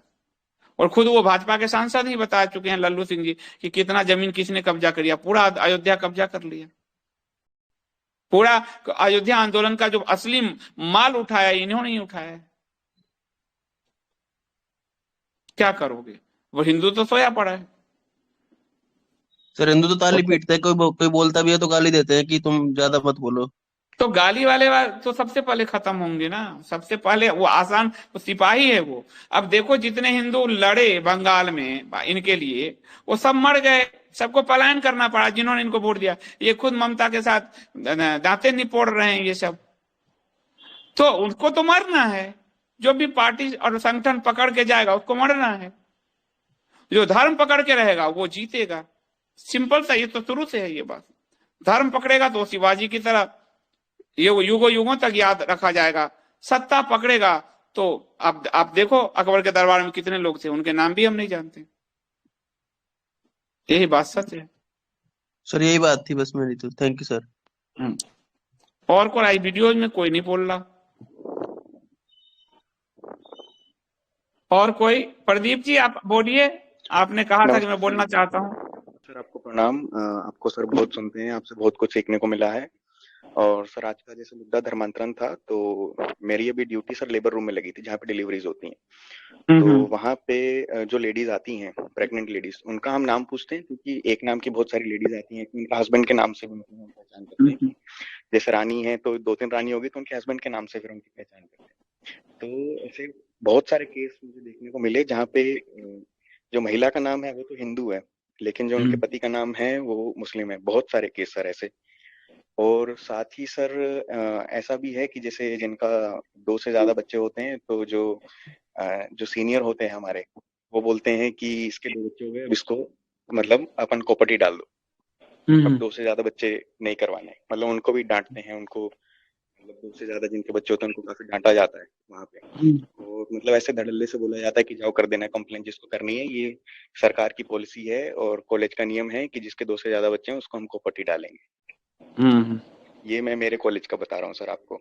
और दूसरा जो अभी हिंदू लड़के और मुस्लिम लड़के की बात चल रही थी, उसके बारे में मैं बताता हूँ आपको। जैसे मेरे कॉलेज में है, तो जैसे अभी बात चल रही थी ब्रह्मचर्य का पालन करना चाहिए, और ये तो एक दूसरी बात सर ये है इसमें कि जो हिंदू लड़के होते हैं उस पर मतलब अपने करियर का ज्यादा फोकस रहता है, तो वो ऐसे करियर ओरिएंटेड रहते हैं। लेकिन जो मुस्लिम लड़के हैं वो मतलब अपनी फिजिक में बहुत ध्यान देते हैं लड़कियों को अट्रैक्ट करने के लिए। मेरे कॉलेज में एक लड़का है, उसने अभी तक कम से कम बोल रहा हूँ 10 हिंदू लड़कियों को मतलब अपनी गर्लफ्रेंड बना के छोड़ चुका है वो। और मैंने और अन्य कॉलेज में पता किया तो वहां पे भी 1 या 2 ऐसे लड़के हैं जो ऐसा ही करते हैं। हाँ, अयोध्या पे भी 1 मिनट पहले एक ग्रुप में मैसेज आया कि अयोध्या में इतने मंदिर तोड़े जा रहे हैं, तो एक सज्जन लिखते हैं कि चेंज जरूरी है, इससे दिल छोटा मत कीजिए। तो मैंने उनको कमेंट करके लिख दिया, तो आप भी चेंज करवा लो, खतना करवा लो, चेंज जरूरी है। मतलब थोड़ा जवाब देना पड़ता है। नहीं, जवाब तो बहुत हार्ड दीजिए जवाब, क्योंकि पत्थर पे जब तक हथौड़ा नहीं पड़ेगा पत्थर टूटेगा नहीं। और ये जड़ बुद्धि हो चुकी है। कई लोग कहते हैं इस पे समय बर्बाद नहीं करना चाहिए। नहीं, आप बहुत आक्रामक होकर जवाब दीजिए, तर्क के साथ, तथ्य के साथ, ताकि अगर जड़ बुद्धि है तो टूट के वो हिंदू बन जाए, और नहीं तो बस टूट के बिखर जाए। पर प्रहार बहुत बड़ा होना चाहिए। जी प्रणाम जी, थैंक यू सो मच। और कोई? हाँ चेतन जी। जी नमस्कार संदीप जी। नमस्ते जी, मैं आपके रोजाना सारे वीडियो देखता हूँ। मैं भी पहले ये सब चीजों में ध्यान नहीं देता था, लेकिन जब से आपका चैनल देखा, वो जो पृथ्वीराज चौहान मूवी आई थी उसमें जो डायरेक्टर थे वो जयपुर डायलॉग्स में आके बता रहे थे कि उस समय ये भाषा यूज होती थी, लेकिन आपने जिस तरह वर्णन किया उससे मैं बहुत प्रभावित हुआ। तब से लेके आज तक मैं आपके सारे वीडियो देखता हूँ और बहुत कुछ सीखने को मिलता है, और दूसरों के साथ भी जानकारी शेयर करता हूँ। तो और मुझे अभी ये पूछना है कि जैसे ये एकजुट जम्मू पार्टी है, इसका अभी क्या है स्टेटस? अभी ये लोग कैसे एक्सपेंड करने वाले, क्या इनकी तैयारी है 2024 के लिए? कुछ बताइए इसके बारे में। ये हम अंकुर को लेकर ही आएंगे, और हम हैं उनके साथ। हम तो उसकी घोषणा होगी, उसका मेंबरशिप ड्राइव चलेगा। जो है, जो लोग फाउंडर मेंबर बनेंगे वो सब धीरे धीरे ये प्रक्रिया पूरी चलेगी। और लक्ष्य होगा कि कम से कम 4 से 5 हिंदू वॉइस संसद में पहुंचाया जाए, कम से कम 24 में, ताकि वो हिंदू मुद्दों को एड्रेस करें संसद के अंदर। और ताकि दुनिया में आवाज जाए कि हम पीड़ित हैं, हमारे देश में ही हमें बिल्कुल जो है पीछे धकेल दिया गया है, हमारे गले काटे जा रहे हैं, कोई नहीं बोल रहा। अभी 750 सांसद हैं राज्यसभा लोकसभा मिलाकर, पर सिंगल एक सांसद नहीं बोला हिंदुओं कितने गले काटे गए। एक सांसद नहीं बोला हिंदुओं को टारगेट किलिंग 25 के करीब हिंदू मार डाले चुके हैं, 18 से 25 जम्मू कश्मीर में। एक सांसद नहीं बोला। इतने सीरिया के स्टाइल में गले काटे गए, एक सांसद हमारे लिए नहीं बोला। तो हमारे लिए कोई साउंड नहीं, कोई सच्चर कमेटी लागू कर दिया गया, एक सांसद हमारे पक्ष में नहीं बोला, उसके विरोध में नहीं बोला। तो कम से कम 24 में 4-5 ऐसे सांसद हर हालत में, चाहे निर्दलीय हो, जैसे उनको पहुंचाया जाए ताकि एक हिंदू साउंड बाइट क्रिएट हो संसद में, रिकॉर्ड में आ जाए, हम जो भी बोले रिकॉर्ड में आ जाए और वो इंटरनेशनल मुद्दा बने।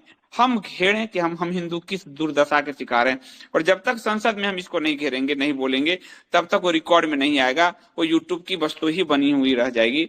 इसलिए पहला लक्ष्य है कि मिनिमम या मैक्सिमम भी मान लीजिए कम से कम 4 से 5 हम हिंदू आवाज पहुंचा सके संसद के अंदर 24 में जी। और बाकी आएंगे अंकुर तो बताएंगे जी। आपके वीडियो देखने के बाद अब मैं भी एक्स मोदी भक्त हो गया हूँ। पहले मैं भी मोदी भक्त था, कोई मोदी जी को कुछ बोल देता था तो मुझे लगता था कुछ गलत बोल रहे हैं, इनको कुछ ज्ञान नहीं है मोदी जी के बारे में, इसलिए ऐसा बोल रहे हैं। लेकिन आपके वीडियो देखने के बाद बहुत जागरूकता आई है। और मैं अगर किसी को बोलता हूँ, जो हम जैसे गुजरात में ही हूँ, मैं गुजरात से ही बात कर रहा हूँ, तो यहाँ पे बीजेपी का प्रभाव बहुत ज्यादा है। आप अगर कुछ भी बीजेपी के प्रति बोल देते हो तो लोग वो पर्सनली दिल पे ले लेते हैं। सही बात है, बहुत लंबा लेकिन 27 साल का शासन है उनका। जी, लेकिन मैं भी चुप नहीं रहता, उनको जवाब देता ही रहता हूँ आपके वीडियो से सीख के। भले वो मुझे कुछ भी भला बुरा बोलते हैं, लेकिन अब मैं भी जवाब देना सीख गया हूँ आपके वीडियो देख के। आपका बहुत बहुत धन्यवाद। हमारा और यही मुझे लक्ष्य है कि हर हिंदू एक वॉरियर बने। जी। और मुझे ये दूसरा मेरा ये सवाल है कि मुझे संस्कृत सीखनी है, तो आप मुझे उसके लिए क्या बताएंगे, कैसे मैं सीख उसके सकता लिए हूँ? एक तो बहुत अच्छी पुस्तक है संस्कृत स्वयं शिक्षक, ये आप कपोत से मंगवा लीजिए, अमरदीप को व्हाट्सअप कर लीजिए 8826291284। और उसके बाद जब हम KGF में संस्कृत भाषा के विद्वान भी लाएंगे सिखाने के लिए, लेकिन तब तक आप संस्कृत स्वयं शिक्षक, छोटी सी 100 रुपए की किताब होगी, तो वो आप लीजिए। और बहुत बड़े विद्वान सातवेलकर जी ने लिखी है, जिन्होंने वेद के आधुनिक समय में, अगर हम कहें सायणाचार्य के भाष्य के बाद, तो उन्हीं का भाष्य है जो वेद का जो असली मतलब आपको एसेंस उपलब्ध कराता है, अपनी व्याख्या लेके नहीं ले जाता। तो उतने बड़े विद्वान ने लिखा है, तो उसको मंगवाइए और वहां से अभ्यास शुरू कीजिए। जी। और मेरा एक और छोटा सा सवाल है, जैसे चुनाव आते ही, जैसे ये MIM के OVC साहब है, तो ये हिंदुओं को डराना क्यों शुरू कर देते हैं कि मोदी नहीं होगा तो भाजपा को वोट कर सकें, क्योंकि आप भाजपा को वोट कर सकते। तो ये मुझे लगता है कि ये वो जैसे कुत्ता भी अपने मालिक की रोटी खाता है तो उसके प्रति वफादार ले रहे हैं, लेकिन बीजेपी हिंदुओं के प्रति बिल्कुल भी वफादार नहीं है। और ये एक माहौल बना के रखते हैं कि पहले इनको डराओ मुसलमानों से, और फिर उनको वो बताओ कि ये अगर तुमको मारने आएंगे तो तुमको कौन बचाएगा, तो हमें तो हिंदू बेचारा डर के इनको वोट देता है। ठीक है। और दूसरा ये डेवलपमेंट से चुप कराते कि कांग्रेस के राज में क्या हुआ, क्या डेवलपमेंट हुआ। जैसे गुजरात में ये बोलो आप इतनी फ्रीली घूम सकते हो, पहले आप कहाँ घूम सकते थे, ऐसा बोलते हैं लोग। लेकिन अब मुझे भी पता चल गया कि ये इनकी बी टीम है, ये पहले लोगों को डराते हैं, फिर वोट लेते हैं और काम फिर दिन के लिए करते हैं।